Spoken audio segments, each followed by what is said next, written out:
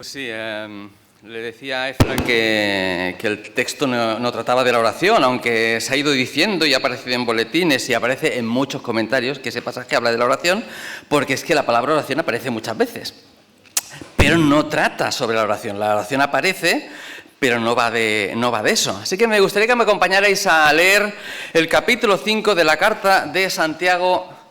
Y a nosotros nos toca hoy desde el versículo 13, pero vamos a leer desde el versículo 7, que es el texto que tocó Gabriel la semana pasada, desde el versículo 7, para tomar el contexto del pasaje, ¿vale?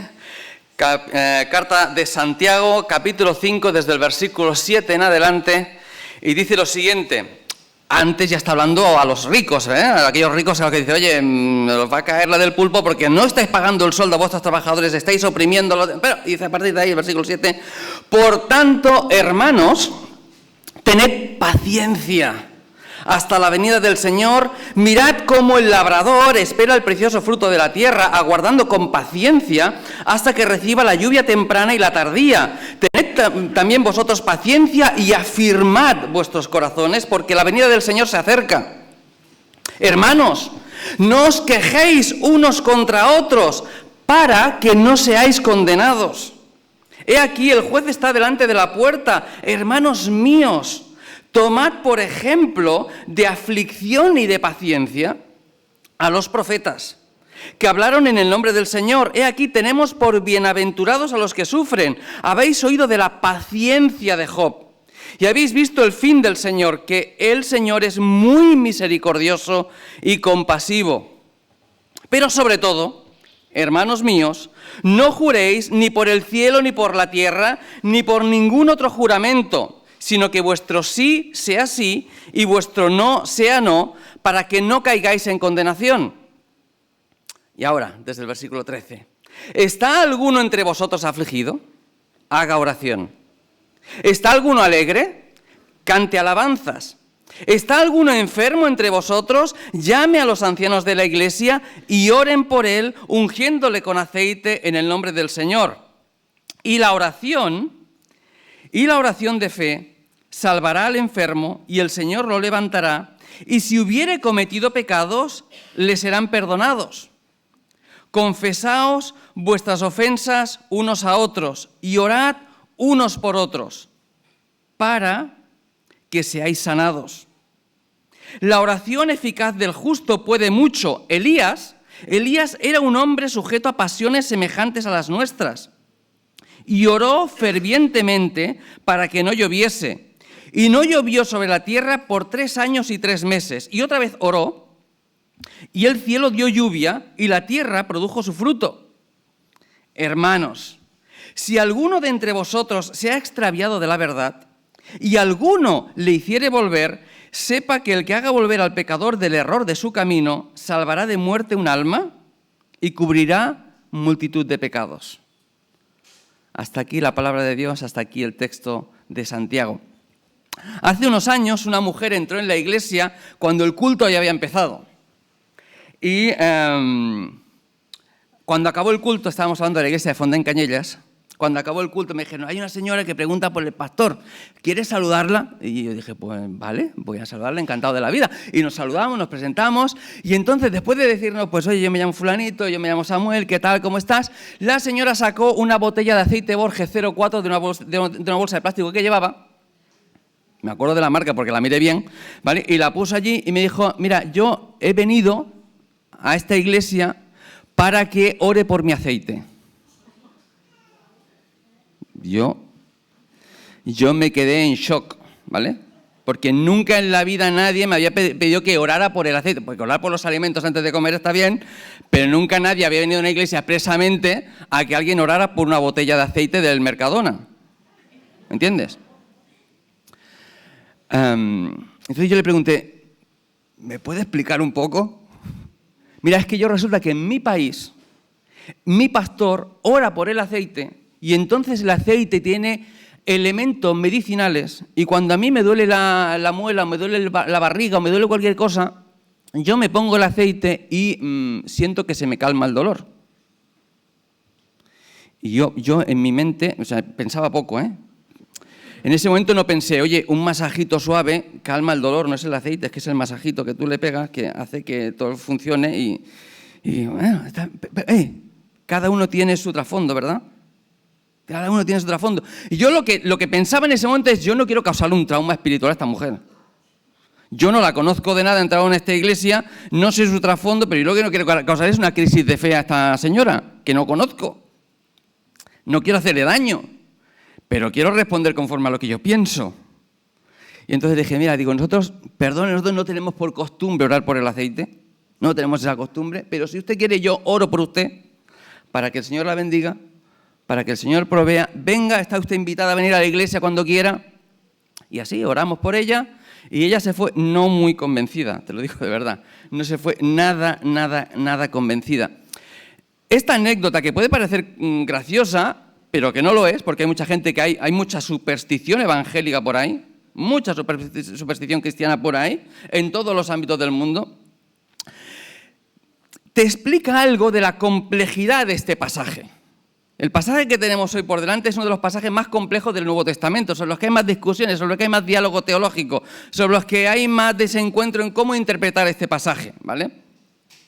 Y sobre este pasaje, lo veis en la hoja dominical, se han edificado muchas doctrinas que a nosotros nos parecen un poco raras. Por ejemplo, la extrema unción católica. Esa doctrina que los católicos dicen, cuando alguien está enfermo para morirse, va un sacerdote y la unge con aceite, y ungiéndole con aceite le perdona los pecados. No fuera a ser que se muera con sus pecados. Entonces la unge con aceite, por si acaso se muere, que se vaya a la presencia del Señor sin pecados, o por lo menos con los pecados mortales perdonados, y que se vaya por lo menos al purgatorio, en el cual tampoco creemos. Ya me perdonaréis, que somos así, de incrédulos a veces. Pero eso se ha edificado sobre este pasaje. Hay iglesias en las que creen que los pastores tienen la obligación, incluso el privilegio de tener oraciones mucho más poderosas que las del vulgo. ¿Vale? Y entonces, cuando tú estás enfermo, ¿qué haces? Llamas a tu pastor para que tu pastor ore por ti. Porque es más eficaz que tu pastor ore por ti para que te se pase la gripe que no que ores tú. Y un poquito de aceite no va mal tampoco. Tú has escuchado, como yo he escuchado, de personas a las que le han dicho, si tú no te curas es porque no tienes fe, porque tu oración de fe, tú oras, pero oras sin fe. Y así sigue enfermo y con una crisis de fe. Pues dice, a veces es que no soy creyente de verdad. A veces es que no le importo a Dios. Todo esto se basa en este pasaje, Todo eso coge su raíz aquí. Ahora, ¿qué significa este pasaje? ¿De qué va este pasaje? La oración sale, es verdad que sale mucho, pero ¿de qué va este capítulo? ¿De qué va este final? Santiago, además de ser el primero de los ancianos de la primera iglesia del mundo y de la historia, la de Jerusalén, además de presidir el primer concilio cristiano, además de ser hermano de Jesús, además de ser un testimonio de la vida de Jesús, de su muerte y de su resurrección, era una persona pastor de la iglesia con mucha experiencia pastoral. Y a lo largo de su carta, lo hemos estado viendo las últimas semanas, ha estado hablando de un montón de temas que a él le preocupan respecto de los creyentes del mundo. Y su preocupación es buscar el equilibrio en la vida cristiana. Oye, yo no quiero que esta gente sea unos legalistas terribles. ¿Hay legalistas entre los cristianos? Madre mía, te podía presentar yo unos cuantos. Unos cuantos. A veces nos vamos para ese extremo. Hay otros que no, que se van para el extremo de la religiosidad y son tan religiosos, oye, que no pueden ni celebrar un cumpleaños. Que parece que abrir una botella de cava sea pecado. Que parece que hacer una fiesta sea un sacrilegio. No. Oye, la Biblia está llena de versículos que dicen alegraos, gozaos, celebrad, disfrutad la vida, que Dios te la da para eso. Pero a veces vivimos una religiosidad ascética, de monasterio encerrado. No se trata de eso, pero podemos caer en eso. Hay quien cae en el libertinaje, como Dios me ha salvado y me ha perdonado los pecados, pues oye... Ya no veremos en el cielo, Señor, de aquí me ocupo yo. ¿Sí? ¿Los hay o no? Los hay también. Hay de todo. Para Santiago es muy importante enseñarnos lo que Dios quiere de nosotros. Él ha conocido a Jesús, ha escuchado a Jesús. Y a lo largo de su carta nos ha estado presentando cosas que están sucediendo, escucha, no por ahí fuera, no, en las iglesias cristianas. Y ha estado hablando de aflicciones. ¿Pasamos por pruebas y por aflicciones, sí o no? Vamos. Y si no estás aún en una, tranquilo que te llegará.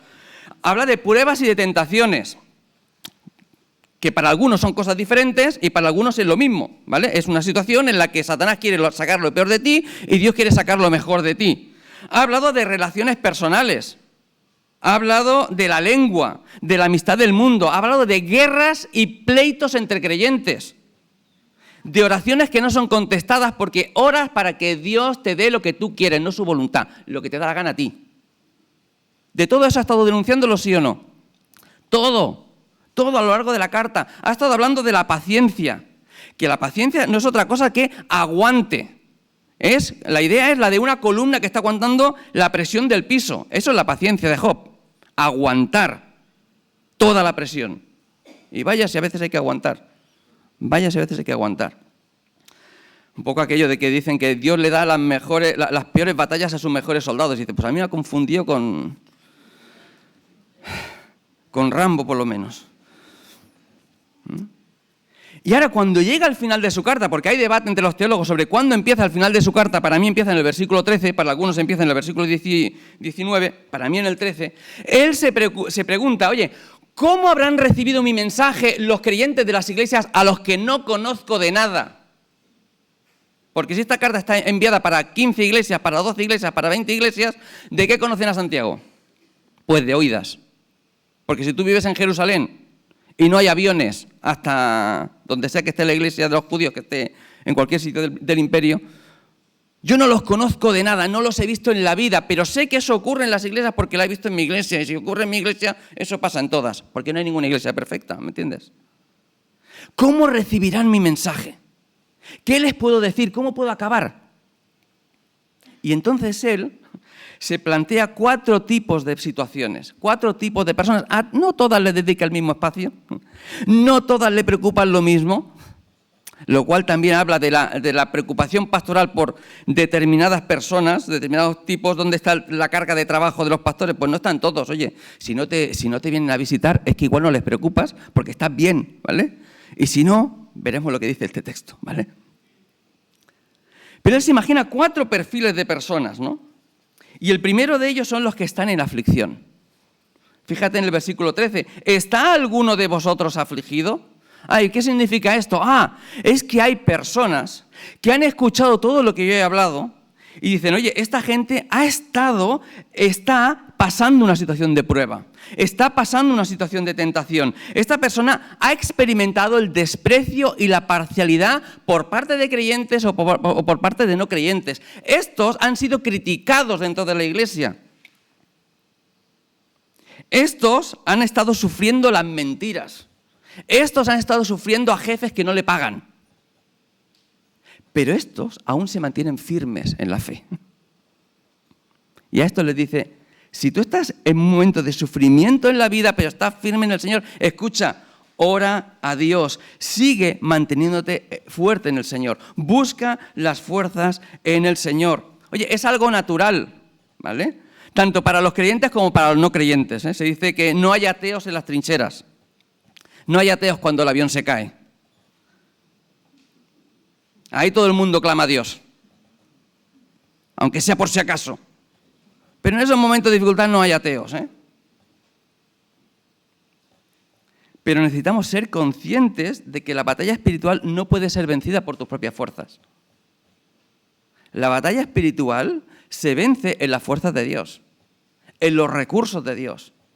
Dios ha venido a vivir en ti para acompañarte en el camino de la fe, para fortalecerte en el camino de la fe. Necesitamos toda la armadura de Dios, en palabras de Pablo allí en el capítulo 6 de Efesios, ¿verdad? Necesitamos la acción de Dios, necesitamos la acción del Espíritu Santo en nuestras vidas, actuando en nuestra vida, guiando nuestras vidas para poder soportar en medio del camino. Necesitamos también, en palabras de Pablo, fortalecernos en el Señor y en el poder de su fuerza. ¿Estás en aflicción? Sigue aferrado a Dios, no desfallezcas. Dios actuará, Dios te librará a su tiempo. Dios te mostrará su voluntad. Ah, pero hay otro tipo de personas que están ahí también, los que están alegres, encantados de la vida. La vida les sonríe. ¡Ey! Santiago, tú has estado diciendo todas estas cosas, esto a mí, escucha, no me afecta. Estoy en el mejor momento de la vida. Ah, ¿estás alegre? No te olvides de Dios. Porque hay mucha gente que viene a la iglesia, pastor, ore por mí. Señor, te prometo que si tú haces que yo me cure, que si tú me consigues un trabajo. ¿Sabéis el chiste del que llegaba, el predicador que llegaba tarde a la iglesia, no? Lo he explicado alguna vez, ¿no? Llega tarde a la iglesia, tiene que predicar y dice, Señor, de verdad que si tú me provees un aparcamiento para que yo llegue a tiempo, yo voy a doblar la ofrenda, voy a ir todos los cultos de oración, voy a ir llegar media hora antes y en eso que un coche sale de ahí y le deja el aparcamiento libre, justo ahí. Y dice, Señor, no busques más que ya he encontrado uno yo solo.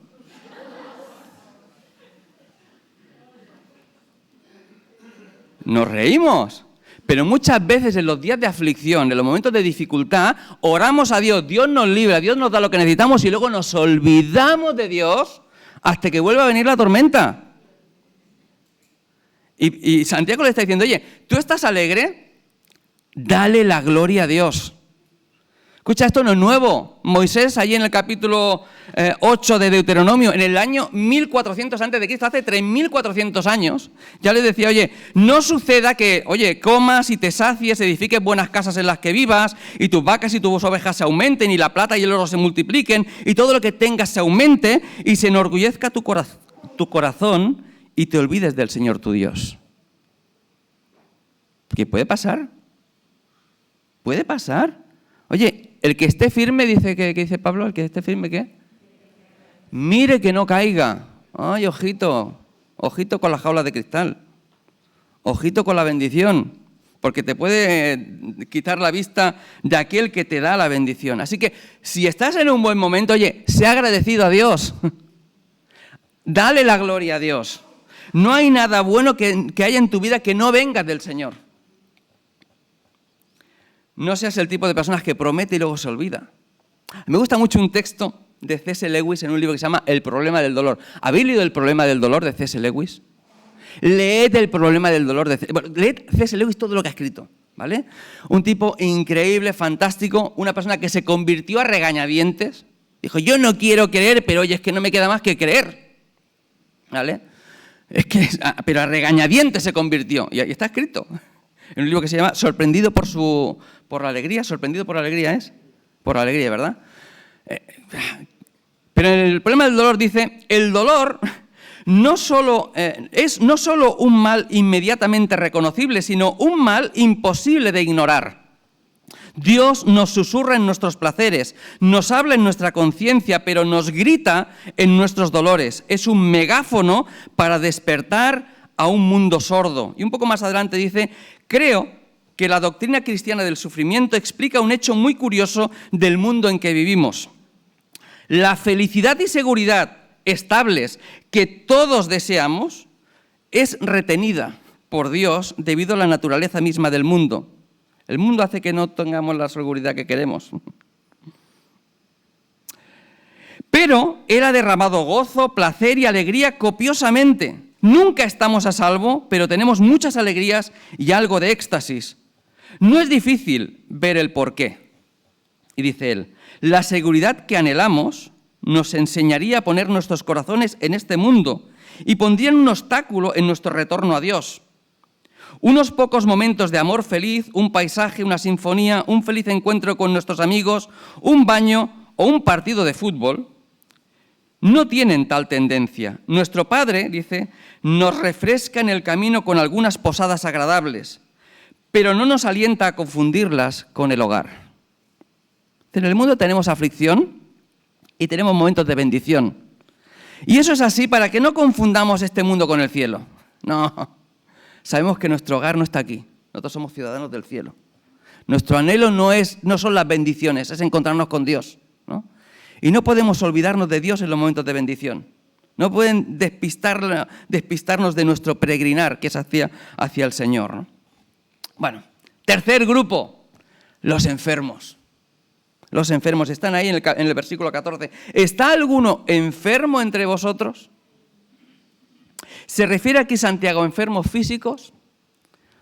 ¿Está empezando un tema nuevo? Muchos comentaristas piensan que sí, que aquí abre un tema nuevo. Yo pienso que no, ¿vale? Y voy a decir por qué. A lo largo de toda la epístola, Santiago ha estado hablando de temas que tienen que ver con una fe en acción, con temas que tienen que ver con la fidelidad del creyente, con la vida espiritual del creyente, ¿vale? Y cuando llegamos aquí, nos encontramos con una palabra, enfermo, que es asceneo. Que cuando uno va al Evangelio, en los Evangelios normalmente asceneo es enfermo físico. Por ejemplo, en Mateo capítulo 10 y versículo 8 aparece esa palabra. Jesús sanaba a los enfermos, invita a sus discípulos a sanar a los enfermos. Pero cuando llegamos a las epístolas del Nuevo Testamento, casi siempre son enfermos espirituales, personas que están en debilidad. Por ejemplo, en Romanos capítulo 4, versículo 19, Pablo nos habla de que Abraham no se debilitó en la fe, y utiliza la palabra, debilitar es asceneo. Y en el capítulo 14, versículo 1, nos habla de aceptar al débil en la fe, al enfermo en la fe. ¿Vale? Para nosotros esa palabra es muy rara, ¿verdad? Asceneo, ¿a qué es muy rara? Pero hay una palabra que se deriva, que cada año aparece en los telediarios, oye. Cada año. Allí por abril hablan de la astenia primaveral. Asteneo y astenia. ¿Y qué es la astenia? Pues es la debilidad física, la falta de energía, el cansancio crónico que viene con el cambio del tiempo, ¿sí? Y esa es la palabra que Pablo está utilizando aquí para definir a personas que han estado experimentando lo mismo que las primeras y las segundas, que han escuchado hablar de la paciencia y del soportar la prueba, y no han podido. Escucha, no han podido. Que han experimentado la tentación y han caído. Que han experimentado la prueba y no la han superado. Que leen el pasaje de Santiago y dicen, a ver, un momento, no os quejéis los unos con los otros. Y yo me quejo un montón. Dice, para que no seáis condenados. Ah, pues yo estoy cayendo en condenación. Ay, perdona. Y que no hagáis ningún juramento, sino que vuestro sí sea sí y vuestro no sea no. Pero yo he faltado a mi palabra. Pero aquí dice, para que no caigáis en condenación. ¿He caído en condenación? Gente que está en medio de las pruebas, de las tentaciones, de las circunstancias, y dicen, yo estoy viviendo en derrota espiritual. Yo no puedo más. Yo no tengo ganas de ir a la iglesia. Yo no tengo ganas de orar. Yo no tengo ganas de abrir la palabra. ¿Será que Dios responde mis oraciones o no? ¿Será que le importo a Dios? ¿O soy un fracaso como creyente?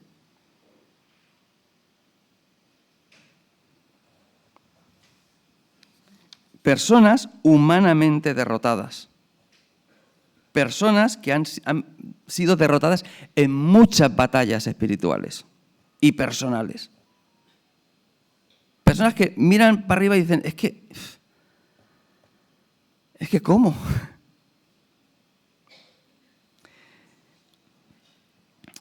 Santiago quiere dejar algo bastante claro en este pasaje. Y una de las cosas que quiere dejar claras es esta. El primer responsable de tu situación, escucha, y de revertir tu situación, eres tú.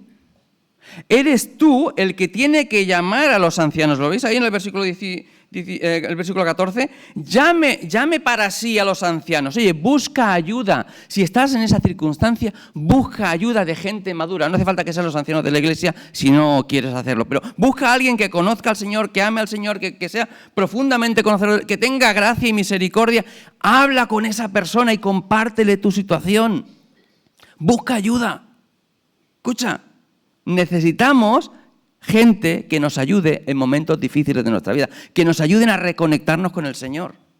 Si tú de verdad buscas al Señor, deseas que el Señor actúe en tu vida, escucha, eso va a suceder.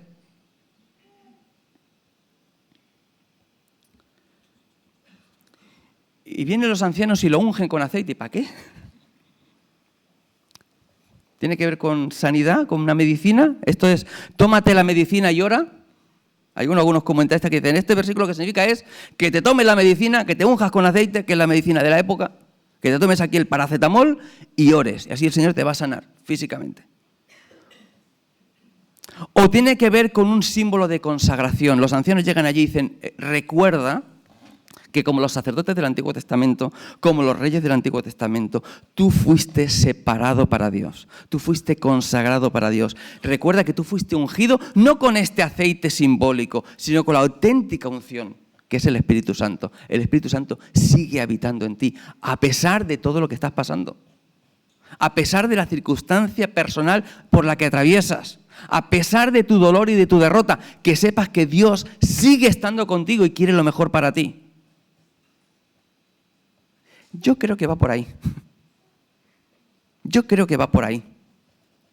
Y cuando dice que la oración de fe salvará al enfermo, es la fe del propio enfermo, escucha. No es la fe de los ancianos que van a orar por ti. ¿Os ha pasado alguna vez? A todos los que han estado de pastor en una iglesia les ha pasado. A mí me ha llegado a pasar que una persona me está hablando de tú y a la que sabe que soy el pastor de la iglesia, ¿sabe lo que han hecho? Hablarme de usted. Y digo, pero el amor de Dios, ¿te acuerdas tú? En una mesa de Sant Jordi, allí en Fontaine-Canyelles. Digo, pero que a mí mi mamá me llamó Samuel. No me llamó pastor ni Samuel. Y me llamó Samuel porque cuando, eso lo he explicado alguna vez, ¿no? Cuando mis padres me iban a poner el nombre, abrieron un calendario de esos de santos y dijeron, el santo que salga, ese nombre le pongo. Y salió San Cucufate, que es San Cugat, ¿vale? Y dijeron, mejor vamos a abrir la Biblia y buscamos otro. Gloria a Dios que buscaron en la Biblia otro, ¿vale? Porque Cucufate hubiera sido tremendo, ¿vale? Cucufate Arán, hubiera sido tremendísimo. Bueno, pero des cuenta, o sea, hay gente que no, escucha, a Dios la oración que le interesa es la tuya. Y la cuestión ahí es, ¿y Dios querrá escucharme? ¿Mi oración servirá para algo? Yo que estoy en derrota y no veo la final del túnel, ¿va a servir para algo o no? Y Santiago dice, acuérdate de Elías. Elías era un tío como tú y como yo. La gente del Antiguo... Pensamos en los profetas como si fueran superhombres. David como si fuese un superprofeta. No, era como tú y como yo. Con los mismos errores y las mismas dificultades y los mismos problemas, iguales que tú y que yo, pero Dios obró en su vida. Dice, acuérdate de Elías, que era un tipo como tú y como yo, que un día estaba allí defendiendo y predicando el Evangelio y enfrentándose a un ejército de profetas con Jezabel al frente. Y al día siguiente estaba diciéndole, Señor, mátame porque yo no puedo estar más en esta vida. Yo me quiero ir ya de aquí. Yo no quiero vivir. ¿Te ha pasado? Señor, si vinieras hoy, mejor que mañana. Con tus mismas debilidades, pero Dios respondió sus oraciones. Y se paró la lluvia y vino una sequía de 3 años y medio y Jezabel y Acab, madre mía, se lo padecieron. Y a los 3 años y medio oró y Dios respondió su oración. Por muy mal que estés, Dios siempre va a escuchar tu voz. Si oras, si lo buscas sinceramente. Y Dios puede restaurar tu vida. Eso es lo que está diciendo Santiago aquí. Si estás en aflicción pero firme, sigue descansando y aferrándote a Dios. Si estás alegre, no te olvides de Dios. Si estás totalmente derrotado, Dios puede sanar tu vida. Y escucha, cuando dice, si está alguno enfermo, que tengas en cuenta que Santiago tiene muy claro que hay personas enfermas e iglesias enfermas. Porque la crítica, la maledicencia, la soberbia, el orgullo, de todo eso de lo que ha estado hablando, ¿se da dónde? En la iglesia. Y por eso él dice, confesaos vuestras ofensas los unos a los otros y orad los unos para los dos para que seáis, ¿qué? Sanados todos. La iglesia necesita ser un lugar sano. Necesitamos ser sanados. No hay ninguna iglesia perfecta. La cuestión es si queremos ser perfectos para Dios. ¿Cuántos hermanos, cuántos creyentes mejores amigos de la vida se han ido de vacaciones y cuando han vuelto han dicho, o se va este de la iglesia o me voy yo? ¿Creéis que no pasa? ¿Creéis que no pasa? Pasa, ¿eh? Pasa. ¿Cuántas vidas destrozadas por malos encuentros? Por falta de confesión, por falta de cariño y de amor, por falta de reconocimiento. Es que tiene que pedir perdón él, pues no tiene que pedir perdón ella, pues no tiene que pedir perdón el otro. Pide perdón y ya está. Escucha, que no te vas a morir. Restaura las relaciones, que no te va a dar un infarto, ¿eh? Que el Señor murió por tus pecados. Oye, antes de que los cometieras, pasó por la cruz, antes de que tú existieras. El Señor que te ha perdonado todo, que te ha amado hasta lo sumo, amaos de esa manera. Orad los unos por los otros para que seáis sanados, porque la oración puede mucho. Porque cuando tú te enfrentas a Dios y miras a Dios y dices, ¿cómo no voy a perdonar yo si Jesús está en la cruz? 12 momentos consoladores. Qué tremendo poema. Y tú estás mirando a Jesús y diciendo, pues yo no perdono. Y Jesús mirándote de la cruz, pues menudo.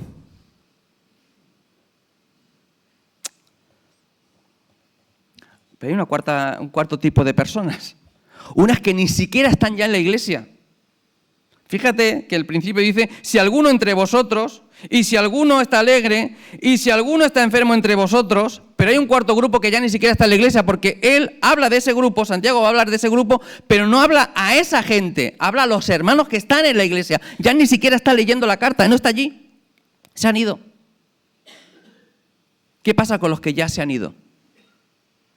¿Qué pasa con los que se han extraviado de la verdad? ¿De quiénes son responsabilidad? ¿De los ancianos de la iglesia? No, dice, si alguno le hace volver. De estos somos responsables todos, ¿eh? A veces pasa que hay, no os ha pasado a vosotros, pero escucha, a mucha gente que ha estado en el pastoral le ha pasado, que viene alguien de la iglesia y te dice, fulanito, tendrías que llamar a menganito que hace tiempo que no viene. Igual has pronunciado esa frase alguna vez, o la has pensado, pero los que han estado en el pastorado saben que esa frase la han escuchado, y lo escucha así. O habría que hacer no sé qué. O habría que hacer no sé cuánto. ¿Y sabes lo que pienso yo cada vez que escucho esa frase? Si tú lo ves y yo no lo veo, ¿no será que el Señor te está llamando a hacer algo a ti? Hipótesis mía, ¿eh? Si yo no lo veo y no tengo la carga porque no lo veo, y tú lo ves y tienes carga, ¿no será que el Señor te está llamando a ti a hacer algo? ¿No será que te es muy fácil poder coger el teléfono e invitar a un café a aquel que se ha extraviado de la verdad, a aquel que ha abandonado el camino del Padre, a aquel que ha abandonado la casa del Padre, y hablarle del amor de Cristo, y mostrarle la gracia de Cristo, y mostrarle el amor de Cristo, y mostrarle el perdón de Cristo? Porque si haces eso, igual le salvas la vida. Es lo que dice ahí, fíjate. El que haga volver al pecador del error de su camino, salvará de muerte un alma. No está hablando de la eternidad, aunque puede ser. Está hablando de salvarle la vida a alguien, de las consecuencias de alejarse de Dios. Y dice, y cubrirá multitud de pecados. Que es fantástico este texto, ¿sabes? Porque hay gente que no siempre nos ponemos de acuerdo acerca de qué significa esto.